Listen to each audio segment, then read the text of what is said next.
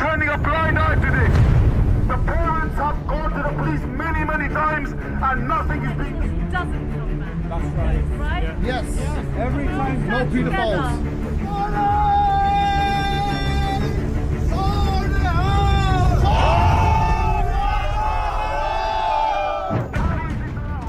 Anger spilling onto Britain's streets. A teenager held captive, hundreds of Sikhs on the UK streets, and a dramatic rescue.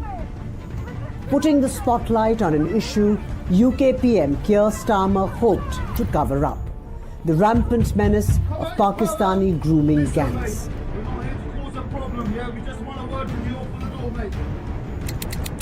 Over 200 members of the Sikh community took to the streets of West London to rescue a 16-year-old girl allegedly being held captive by a Pakistani grooming gang and raped by half a dozen men. Viral footage shows Even after the convictions, inquiries, and public exposure of grooming gangs in towns like Rotherham, Rochdale, and Huddersfield, the question remains: is this still happening today? Reports from child protection agencies and police investigations indicate that exploitations has not ended. While high-profile networks have been dismantled, offenders adapt their methods and continue to seek vulnerable children. Modern technology has changed the way grooming occurs. Social media platforms, messaging apps, and online forums allowed predators to reach children more easily than ever before, often bypassing traditional protections. Children in care homes, those experiencing family breakdowns, and those living in poverty remain at heightened risk. The patterns of targeting remain consistent: identifying vulnerability, grooming trust, isolating victims, and coercion exploitations. Authorities acknowledge progress in detection and reporting, but gaps remain. Intelligence sharing between towns and agencies has improved, yet some children remain exposed due to systemic weaknesses and under-resourced services. Victims continue to come forward, sometimes years after abuse, revealing networks that authorities had not previously identified.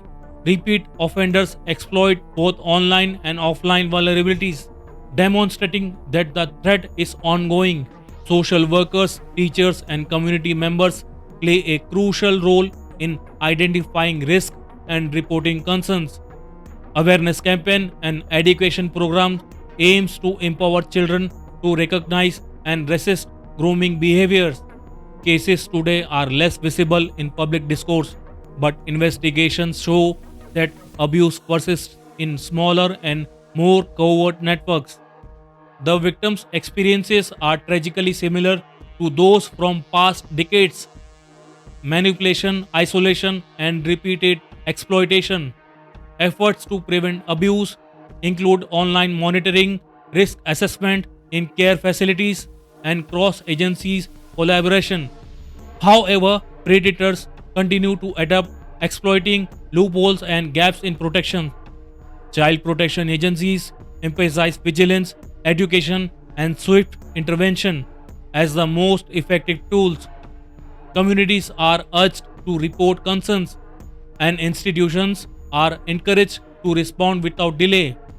Despite reforms, systemic failures from the past have left long-lasting scars. Many survivors continue to suffer trauma, while perpetrators exploit remaining vulnerabilities in society.